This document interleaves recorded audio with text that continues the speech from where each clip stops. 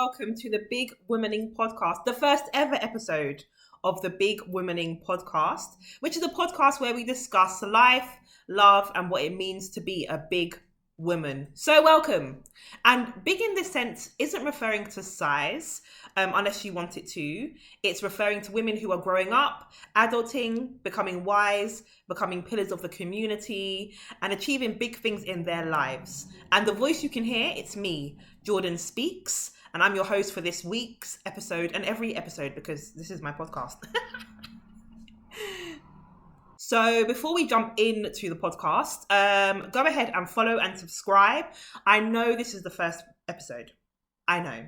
But have trust in me. Have faith and trust in me that this is going to be a great podcast. You are going to learn loads of things. It's going to bring you loads of value. So feel free to follow and subscribe from now. And you can follow me and subscribe to all the things that I'm doing on my social media platforms, which is at Jordan Speaks, and that's on Instagram and on TikTok. But that's the intro. Let's get into the episode.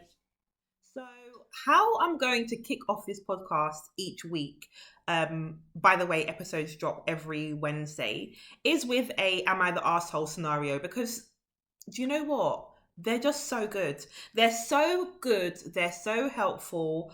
I love them. Am I the Arsehole, or Reddit, AITA? It's just a gift that keeps on giving. So each week I will come with a Am I the Arsehole scenario. I'll read it out, and I want you guys to comment in the comments on the page when you follow and subscribe. And I just want you guys to just interact with them because they're such good posts. So let me go and find it. Okay, here we go. Am I the arsehole for asking my wife to help with the kids? I mean, when you pose a question like that, no, clearly you're not the arsehole, but this story, I can already tell, is just going to just snowball. But here we go.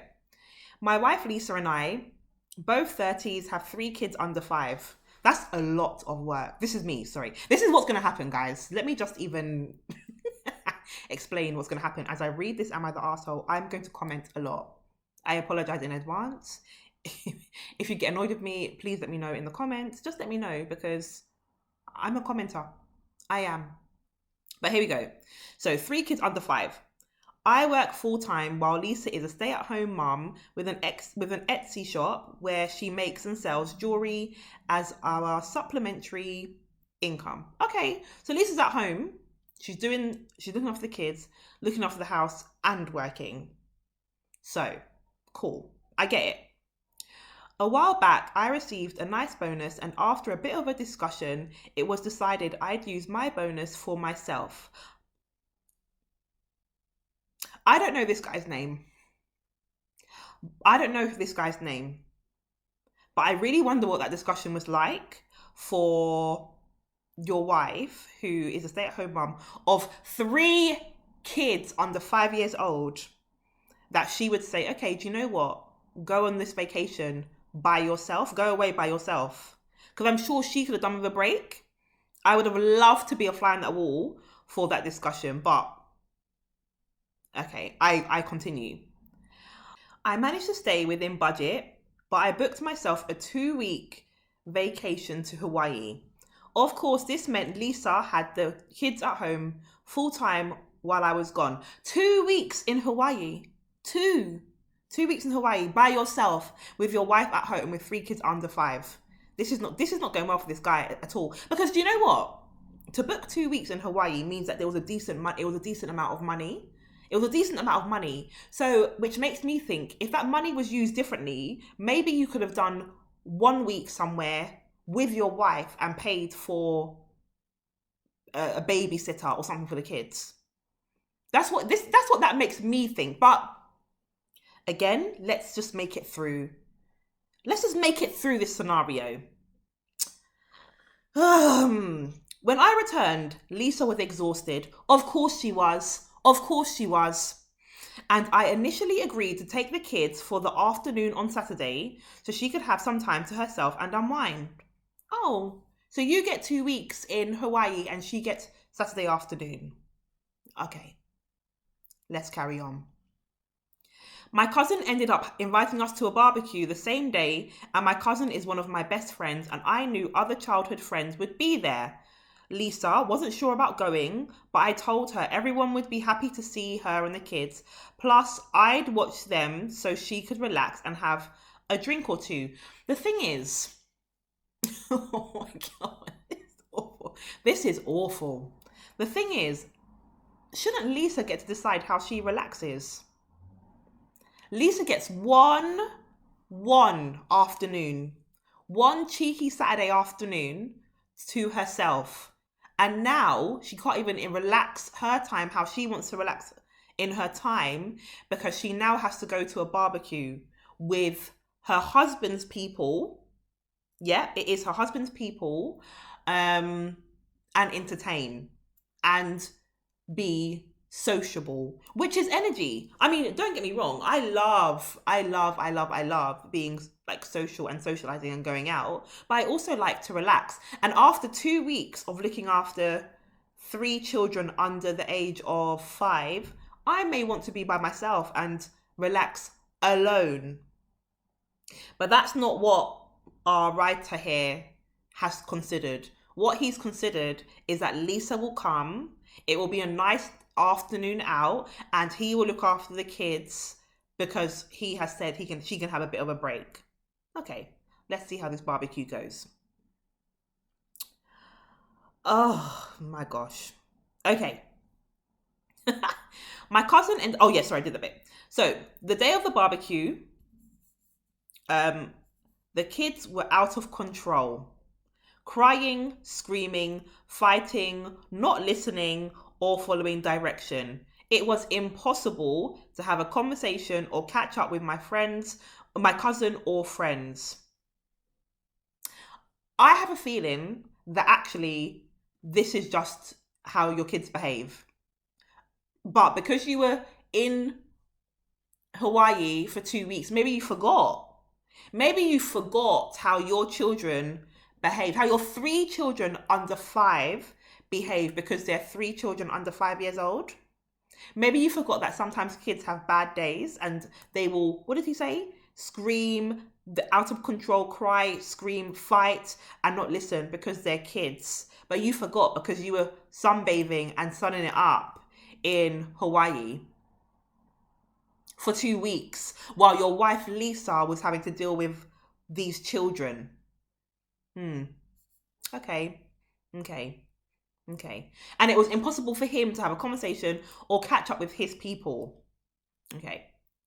I repeatedly walked over to Lisa to ask her to give me a hand with the kids. Each time she declined and said I agreed to watch them and this is her downtime. And Lisa's correct. I recall a few paragraphs ago, he had agreed that he would watch the children because this is her afternoon off. Okay, I clearly am Team Lisa with this one. Right. After another hour of chaos. No, sorry, I shouldn't laugh. Okay, wait. After another hour of chaos, I ended up yelling across the yard, for once, can you please get off your effing ass and help me with our kids? Just once is all I'm asking for.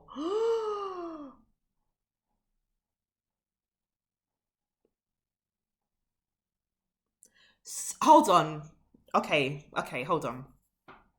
So this woman has looked after these kids for 2 weeks by herself. This guy's been in Hawaii chilling. He comes back, he gives her one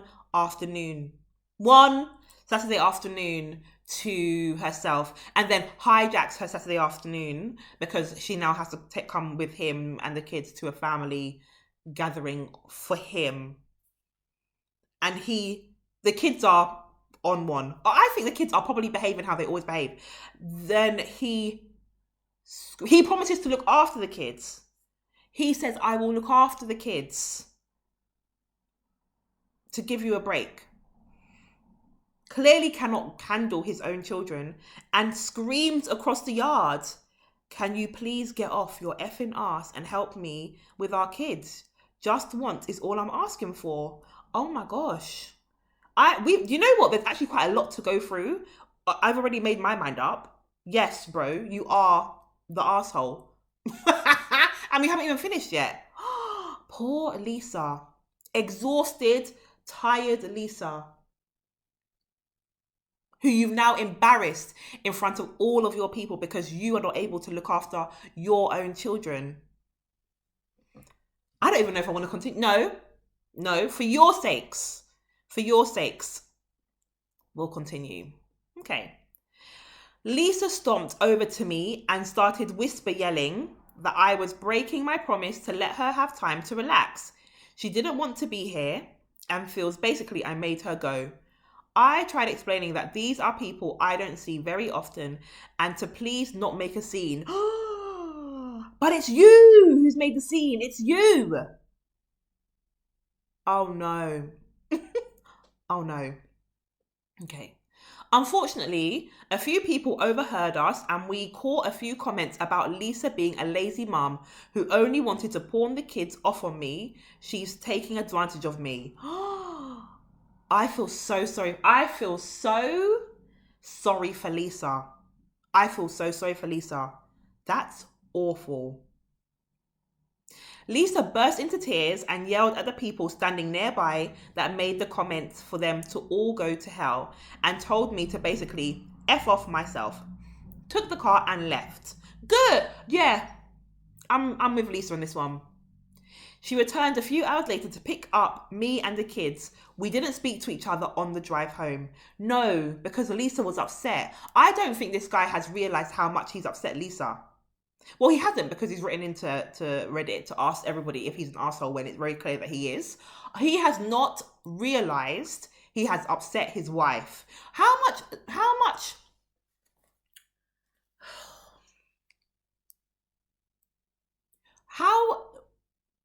how can you have like no emotional intelligence? How can you have no emotional intelligence and be married and have 3 kids? Because it's very clear to see here where you've gone wrong. To me. But let me finish. This is the last paragraph. Okay. Later that night, I tried talking to her that the kids were having a rough day and I just needed her help for a bit so I could finish a few conversations. And I would have taken them right back. But when you're looking after children, if they're having a rough day, they are your responsibility, whether they're having a rough day or not. Hello? When the kids were having rough days and he was in Hawaii for 2 weeks, did she drop them off so she could have a little break? No. Lisa objected that wasn't fair and she had the kids alone for 2 weeks while I was in Hawaii. She also said that that's not what upset her the most. It was how I phrased what I said and how I let people insult her and didn't immediately jump to her defense. I told Lisa that those people don't know her like I do and have no idea how hard she works to take care of the kids and our home and run her shop. Nor did I have time to react before she ended up leaving. That's not true. Oh, and then he asked, am I the asshole? Yes! Yeah, you are. Yes, you are. And just judging by Reddit, judging by the comments on Reddit, this guy is being eaten alive. Because I'm so glad to see other people feel as strongly as I do. The comments are, I feel bad for this guy. No, I don't, because he's the asshole. Awful. I feel so sorry for Lisa. I don't think there's anything worse than being made to feel that you're not appreciated and that the work you're putting in has no value. I feel so sorry for Lisa, and people are saying divorce, people are saying they should not be together. I don't know. I'm not going to say all of that, but I'm going to say, yes, you are the asshole. You guys, let me know in the comments what you think. Let me know if you don't think he's an arsehole, because actually that would be interesting for me to hear, but because I don't know the argument against what I think. But let me know. This week's Big Woman chat is about Jada Pinkett Smith. And she's been doing the rounds this week, or for the last few weeks, because she's got a new book coming out called Worthy, which I think is probably going to be quite an interesting book. It's a memoir. She's going to be letting it all spill. But she's already started. So the interviews she's done, and there's been a lot of chatter and discussions about how she continues to talk about Tupac, and how she continues to talk about her relationship with Will Smith, one of my favorites. I love Will Smith. I do. I think he's great. But what I wanted to talk about, and what the Big Women Chat today is going to be about, is about the impact of settling. The impact of settling. Because I honestly, every time I hear Jada speak, especially about Tupac, it just becomes so obvious to me. And it's sad to say, because I am a huge Will Smith fan, but it becomes so obvious to me that Jada settled for Will. And the person she wanted to be with was, you guessed it, Tupac. So let's discuss that, because every time Jada has a moment to speak about Tupac, you almost see her face light up. You see the joy in her face, in her body. You hear the excitement in her voice. She cannot hide it. She cannot hide that the person who she loved, I think she even says it. I think she said it somewhere. The person she loved, the person who excited her, the person who she wanted to be with, the person who she would have gone to the ends of the earth for, was Tupac. Obviously, the relationship didn't go any further. Unfortunately, Tupac was killed when he was very young. Who knows what would have happened if he had lived? Who knows? But what we do know is that Jada wanted Tupac and settled with Will Smith, who, from all accounts, like loved her from when he met her. I truly believe that Jada is 100% Will Smith's like love of his life. But I believe that Jada loves Will now.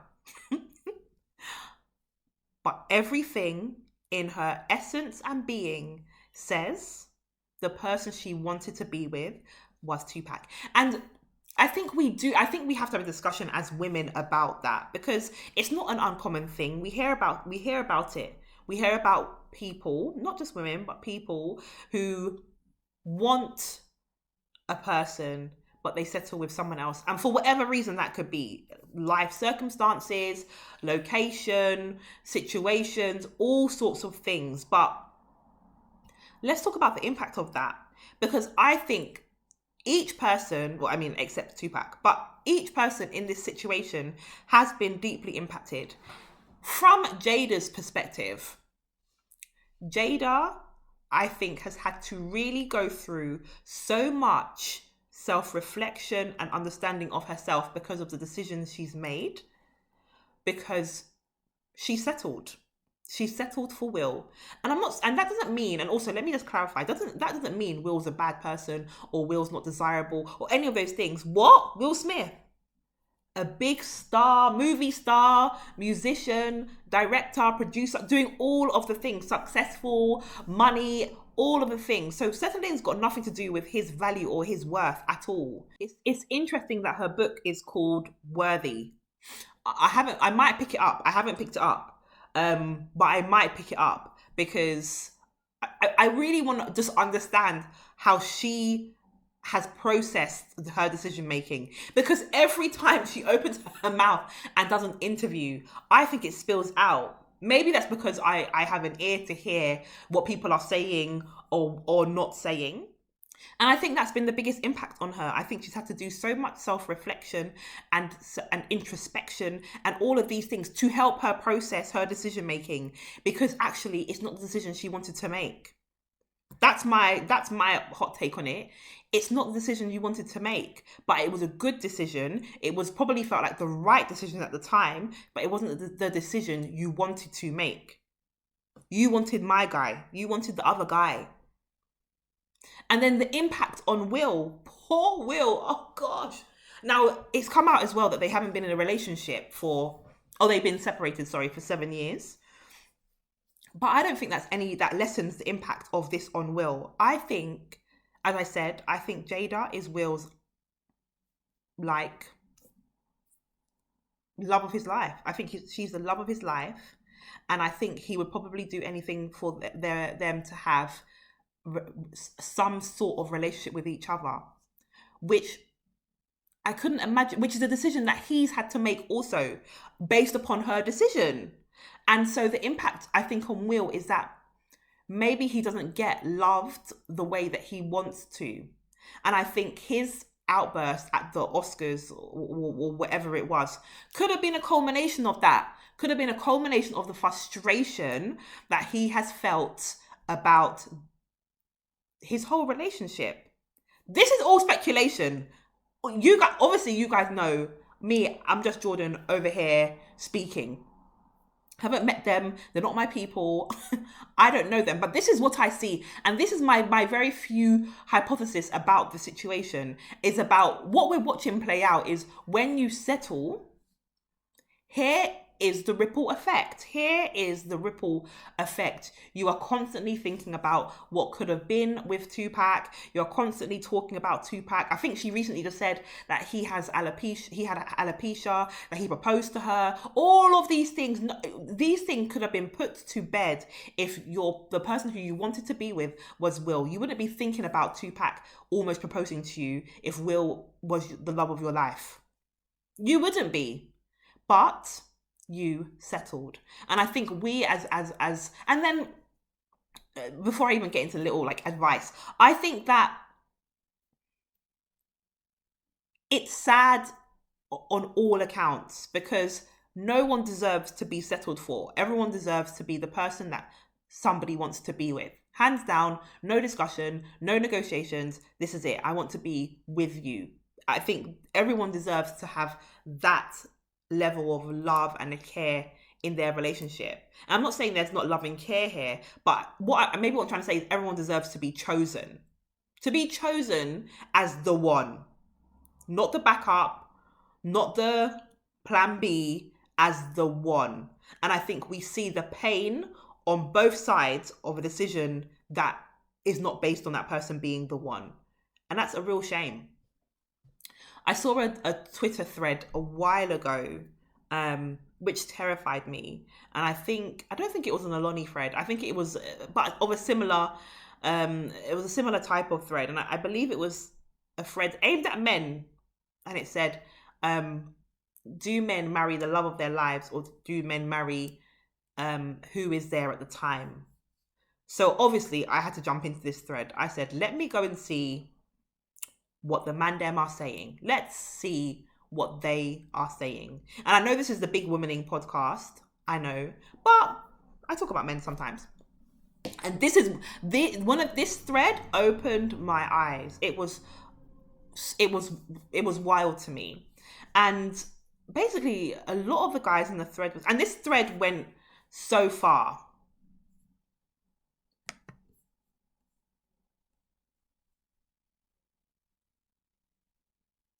So basically, this thread opened my eyes. This thread went so far and got loads of reach. People were messaging anonymously. And a lot of the guys were saying, the one who I loved got away. Either the timing was wrong, either they had done something like bad in the relationship to end the relationship. Either they weren't ready to settle down. Either whatever the reasons were, the relationship with the person who they loved didn't work out. So the relationship ended. The person that went on their way, they went on their way. And a lot said, and they married the next person who, was similar or they married the next person who came at the time where they were ready to settle down. So settling. But there was so many men with that story. There were so many men with that story, which I think also maybe impacts the state and nature of the relationship scene right now. If there were more people being honest about the decisions they were making of their partners, whether their partner is the one or whether their partner is the one right now, if there was more honesty around that, maybe the relationship status of people in the UK, this is me being based in London, but I think globally we're seeing a lot going on in relationships. If there was that honesty and transparency, so everybody understood how everybody felt initially, maybe people will be making more positive decisions in relationships. Lee, if this person is not who you want, she's not the person that you want, he's not the person that you want, but he's okay, leave them. It's not fair. Leave them to be chosen by their person. Leave them to be chosen by their person. Surely no one deserves to be settled for. No one. And that's the end of my little rant for this week.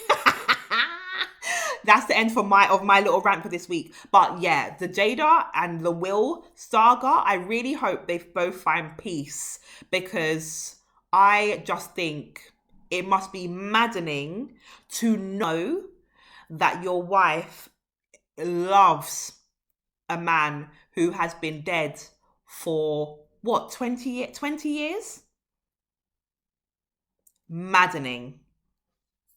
So I believe that big women should learn from other big women's experiences, because, well, why not? Obviously, a big woman has become a big woman because she has grown and been on her journey. So who else to learn from? So each week, I'm going to have a quote from a big woman. This week, the quote is from Frida Kahlo. So Frida Kahlo was a remarkable Mexican artist who has just changed the landscape of artistry. And here are some facts, because I had to do some research. I didn't know all these things, but she regularly lied about her date of birth. And I think she said she was born in 1907, but she actually said she was born in 1910, so that her date of birth could coincide with the Mexican Revolution. That's jokes. She had polio as a child and had 32 surgeries. Like, could you imagine that? The impact of the health needs on her. So this woman has been through a lot. And then on top of that, she had a very turbulent marriage. I'm married to this Mexican artist guy, Diego Rivera. And they got married twice, and she stayed married until she died. But you guys can go and research Frida Kahlo. She is a character. But here's the quote that I want us to focus on. And she says, "At the end of the day, we can endure much more than we think we can." And she's talking about women. And sad to say, I think her quote is so true, that as women, we can endure so much. And I think much more than we give ourselves credit for. There's strength. There's so much strength in women. So much strength in women. And I think for a long time, it was sort of downplayed.